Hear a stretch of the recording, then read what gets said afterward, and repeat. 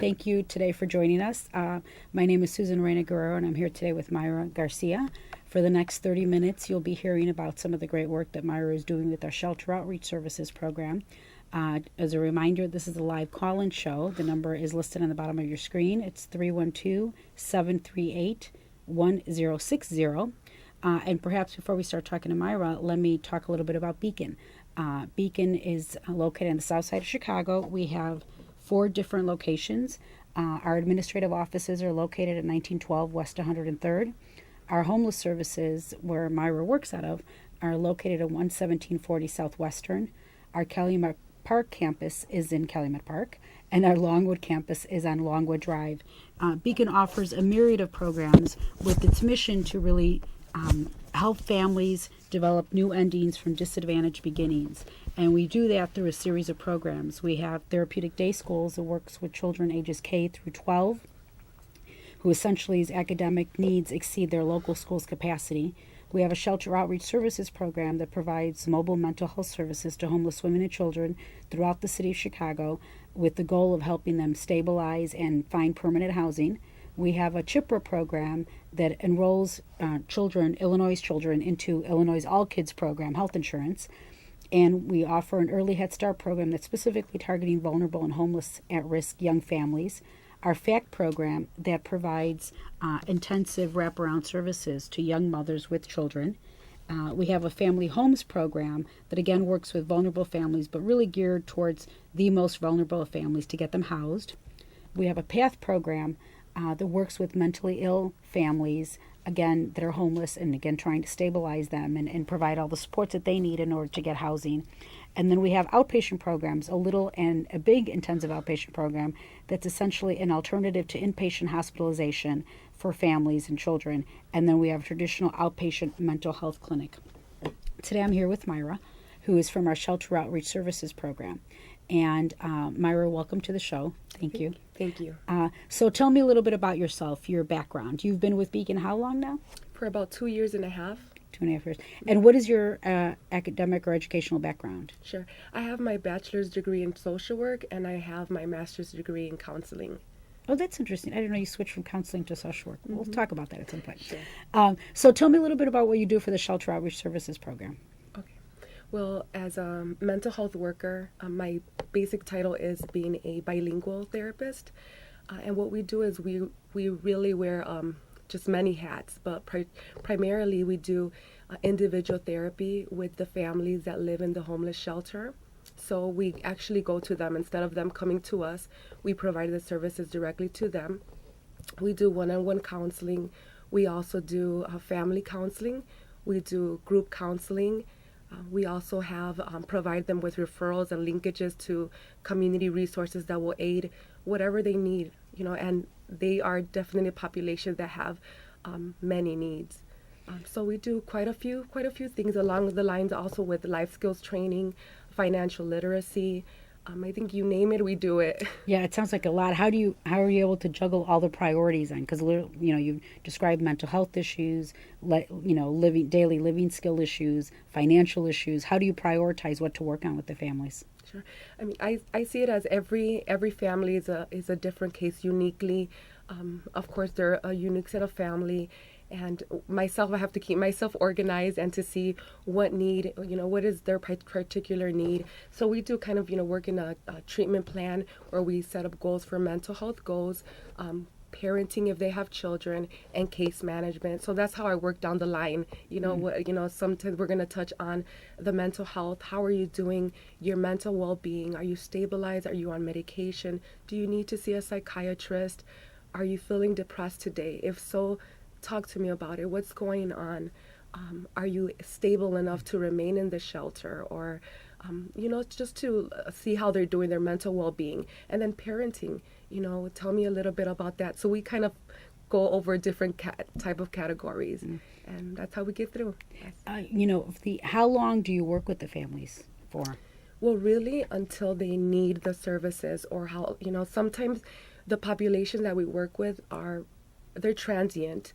Since they're homeless families, some of them go from shelter to shelter, and unfortunately we lose contact with them. However, there are many families that we stay in contact with where, let's say, we walk through that whole, kind of journey with them through the shelter. They're in the shelter, they stay about 4 months. Some shelters allow them to stay longer if need be. And if they're able to provide those services for them to stay longer. So what we do is we follow them to wherever they move. If they go into a transitional living program, if they go into a, another shelter, or they may go into live with a family, or like many cases that we work with, get their own apartment, and we follow up with them there. We do follow-up services for up to 6 months or more. There's families that I've had in my case for up to 2 years, and we stay with them as long as they need the services still, because a lot of them, it takes a long time for them to be stable. Some of them never had their own home. They've never been alone. They feel alone. They need help, assistance. So what we do is we back down our services a little bit, so we don't see them each week. We see them maybe bi-weekly, or once every 3 weeks or so on. But we're making sure that we're still following up with them.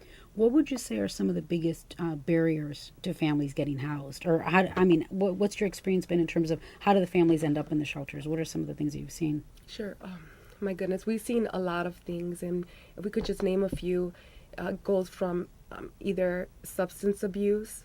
Some of them have issues with substance abuse where they're not able, and primarily you see this in the single family home where they're not able to stay in their own home. They have a drinking problem. They end up getting kicked out from their home, and they have nowhere to go. So they end up in a shelter. We see mental illness, definitely, where families don't know what to do with them. They're feeling down and depressed. We see a large population of domestic violence. Violence, fleeing from domestic violence, where families don't have anywhere to go. They're scared. They end up on the street, or they end up going to different social services agencies where they can't contact different, places, and they get them connected with a shelter for them. So we see a lot of different situations. Also, even 18-year-olds that are exiting the system. Exiting this DCFS care, emancipating, believing that they can do it on their own, but somehow don't have enough maybe life skills or support to make it on their own, so they end up in a shelter.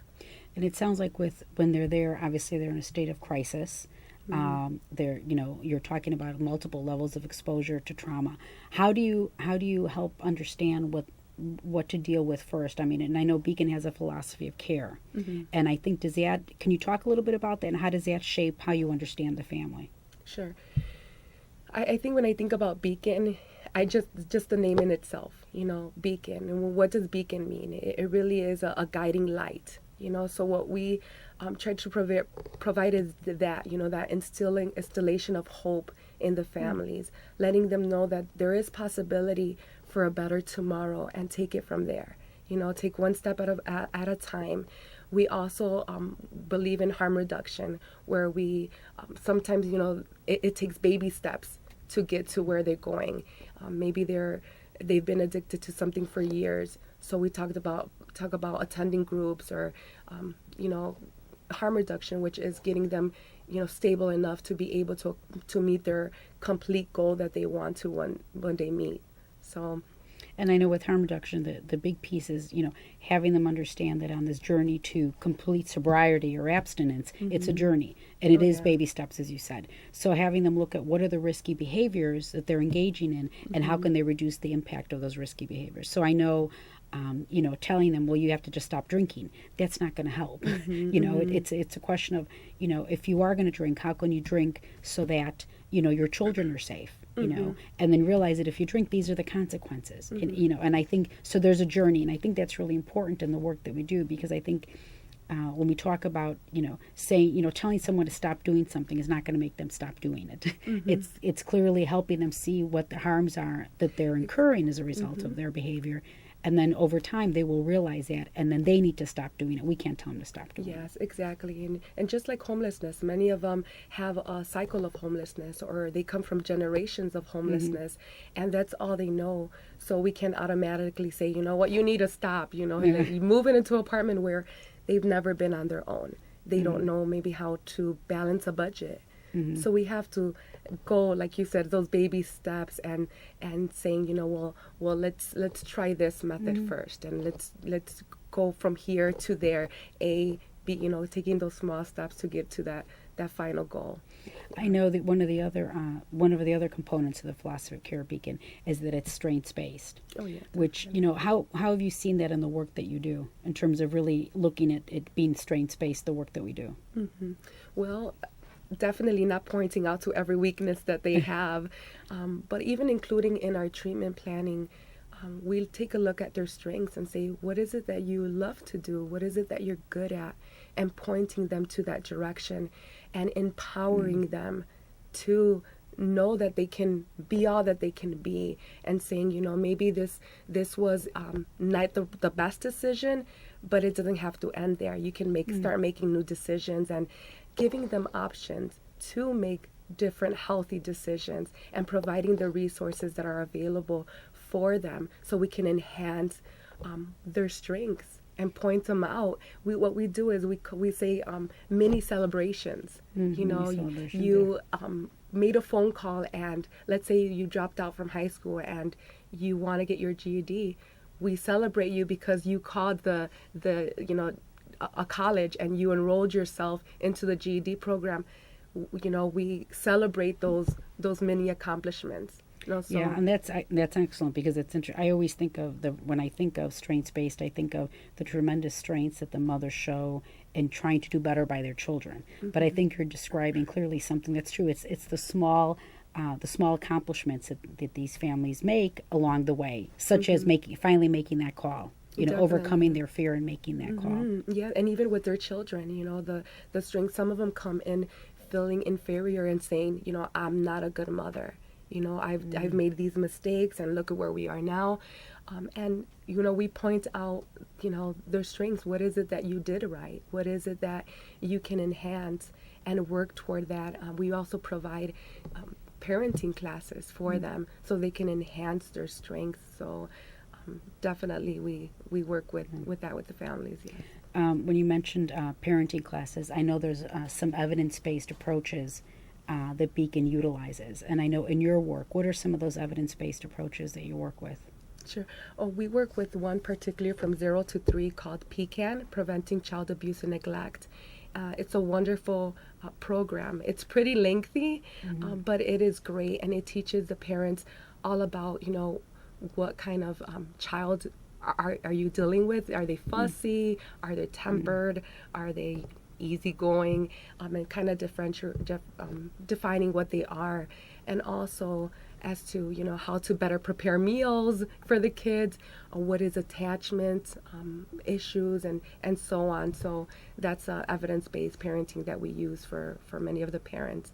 And I know it builds on the resiliency factors of children, in terms of those things that really have shown that if you have that in a parent-child relationship, the likelihood of abuse or neglect will go down. So that's why that's a really important evidence-based approach I know that we utilize. And I know we also utilize child-parent psychotherapy.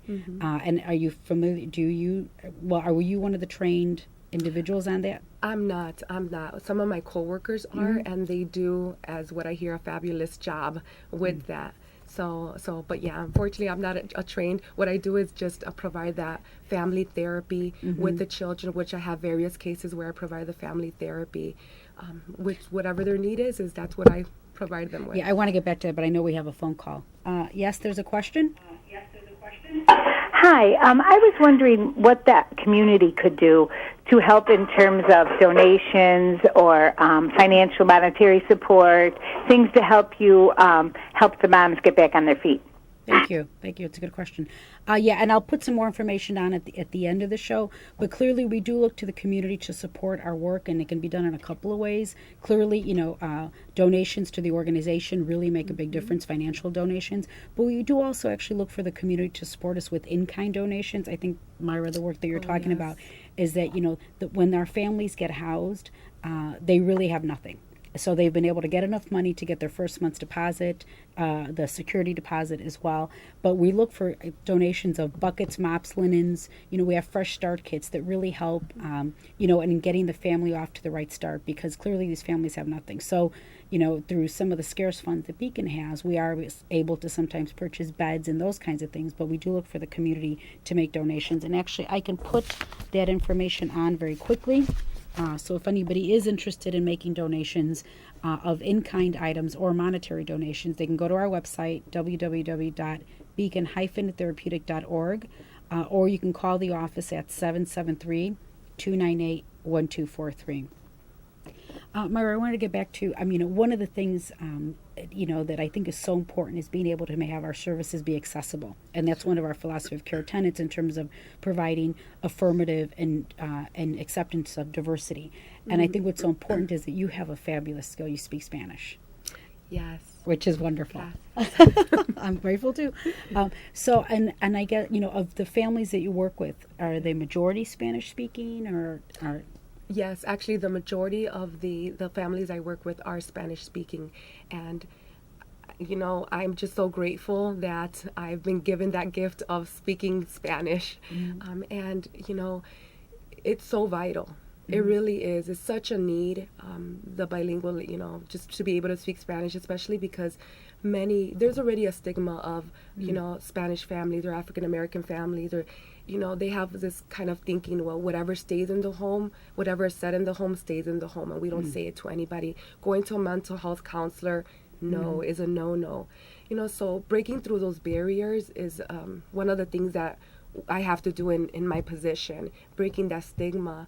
And they have to understand what they're going into, the treatment that they're going to receive in their own language.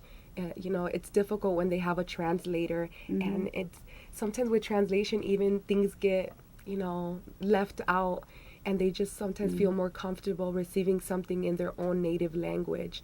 And I think what's really important too is that I think you also, the other, yes, having a translator never captures it completely, but I know the other dynamic, particularly in the social service arena, is that you have the children translating.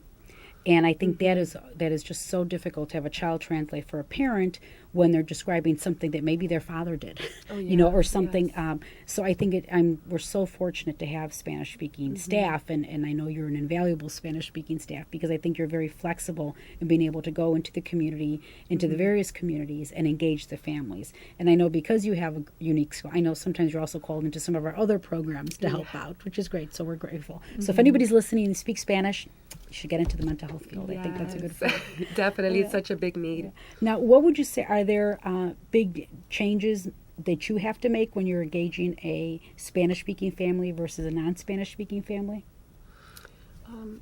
I can just say it's just a culture difference, the way they see things, the way they kind of are accustomed, where Spanish people are, when somebody comes in with a title, they're very... I think they're more they're deferential, very much so. Yeah. Where you can be the therapist or the counselor or the case manager, and they see you as the doctor or yes. So they very value that somebody with a title that comes in and that's giving them services, and I think it speaks a lot of what Beacon does, because again, like I said before, we go to them. They don't come to us, but we go to them. So we're there. They see us consistently once a week, twice a week if need be, and then we follow up with them. So I think that's something that they really much appreciate. And then when it's done in their own language, because every country has a different dialect. So fortunately, I'm a little bit well-rounded, that I can figure out what they're saying. So I think just the culture differences that they have, the way they look at things and understand things as well, even the way they raise their kids, their belief system, their traditions. And I think it's important to have that when we talk about engaging families, and And again, looking at already, our families have so many barriers and so many challenges, and then overlaying this culture that may be very important to them, and that's something that's real integral to them, and being aware of that really would help with the engagement. Yes, and one big thing that I have, one situation that I run into frequently is that I work a lot with people that have migrated, immigrated to the United States, so they feel isolated, they feel alone, they feel discriminated, judged, they feel lost, they really do, and on top of that, they have trauma, domestic violence, or you name it, something that they went through. So you have layers and layers of trauma and of hurt. So for us to be able to be a vehicle of healing and of hope for somebody is tremendous. Yeah, that's beautiful. A vehicle of healing and hope. I'll have to remember that one. Thank you. What would you say is your biggest challenge, or how do you keep yourself motivated? Sure. Goodness, I was just asked that today again. So I have to remember what the work is all about, and it's about people. It's I know if one of the things is a word that I love to use is empathy. There's difference between sympathy and empathy. Sympathy is when you just feel sorry for somebody and say, oh, they're going through. But empathy is something when you put yourself in the position or in the shoes of another individual and say, that could be me. Any moment, it can be any of us. And when you look at things like that and say, wow, it can happen to anyone. That can be my mother. That can be my sister. That can be me, be my neighbor. And saying, what can I do to help? How am I going to be used today to be able to help someone? I have to wake up every day and say that and say, gosh, and to me, I have to pray and say, use me today, and be able to be that hope for somebody, to bring a smile, bring a resource, bring something to the table that they can take and go forward instead of backward. So that's how I see it. It brings a smile to my face to see someone progress. So, and I think it sounds like your philosophy is such that you look for the small accomplishments and the small successes, and of course, then the big successes are when the family finally gets their home, when the mother suddenly says she's not feeling so sad anymore, or when the child starts school. So I think your approach really to the work really is making a profound difference, because you are able to look at the small successes, and our families do make small successes that eventually lead to big successes. Yes, absolutely. So, one of the things we've asked in the past is, if money was limitless for Beacon, what would you see us offering additionally, or what would you like to see happen with the work that we do? Wow, that is a great dream, huh? Yeah, someday. I think, we're located so far off. We work with, Beacon is great because we go all around Chicago. We really are mobile, and we go all around south, north, west, east. We're everywhere. So building another office somewhere that is central would be amazing, and to be able to provide a place where people can go in as well and get what they need, their life skills training, or even classes being placed in there. That would be a great thing to add and provide things, because I'm big on the children and the adolescents, provide something for them as well, to be able to have some, counseling there, or some parenting, some things for them to do as well, so they can grow, an empowerment class for the youth. So don't, because I will keep going, I have to stop. Well, no, that's a great vision, and I think that's the kind of ideas that we do continue to look at. What can we do? Yes, I think we are located far south, but it'd be great to have something further in the city. I realize that. But I think it's developing these partnerships and things that I think are important. My goodness, partnerships in the community are great. And I think people have to know more about Beacon, that Beacon is there. Beacon, we're available, and some people have not yet heard about Beacon. And the people that have know that work that is done, and thankfully they say great things. I know. Well, that's good, and that's why we're here today. So I'm going to put a few more pieces of information on, because I think we're running out of time. I wanted to make sure I kind of put some information out for our running team. We have a team that's going to be running on the Run Home Chicago race. This is our team. We have Rachel, Sarah, Monica, and Andrea. And it's Run Home Chicago 2013. It's June 9th. We're looking for sponsors. They're looking for pledges. You can go onto our website at www.beacon-therapeutic.org and you can sponsor them. You can click on their names. You can sponsor Andrea Moreno, Monica Mitchell, Sarah Jack, and Rachel Wasson. And these are our runners. And all the money raised goes to help our homeless programs. So what we were talking about today. So sincerely hope folks can go ahead and do that.